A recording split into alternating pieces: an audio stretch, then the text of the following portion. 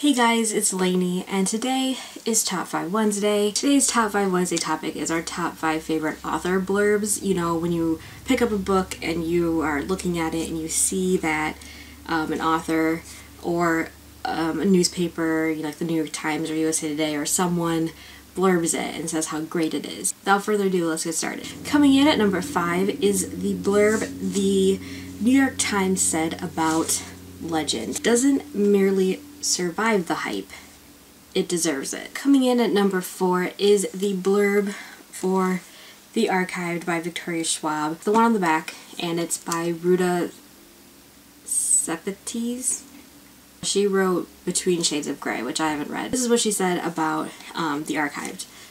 A page-turning plot, a setting that haunted my dreams, and breathtaking prose. Truly a masterful, dark, beautiful novel. Coming in at number 3 is the blurb for Throne of Glass by Sarah J. Maas. The blurb comes from Colleen Hawke, who is the author of the Tiger's Curse series, which I haven't read, but I always see on Book Outlet. She says, fans of Game of Thrones and the Hunger Games will love it. I do like the comparison of a Game of Thrones and Hunger Games kind of together. I think these two things were great to compare and to bring in different fandoms to read this book. Coming in at number 2 is Half Bad by Sally Green.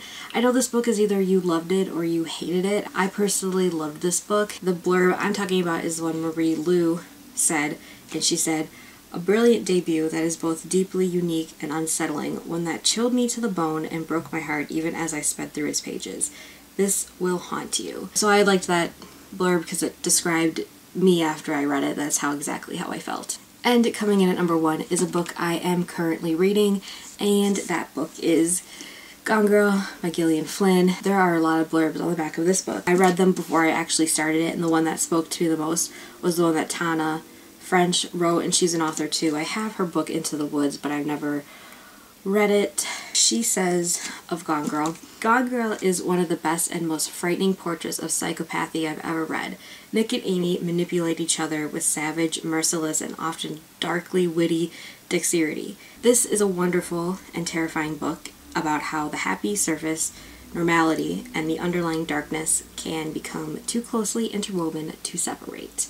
I love that blurb because obviously the psychopathy thing stuck out to me, and as I'm reading it, it's so good. I've never dissected a narrative as much as I have been doing in this one.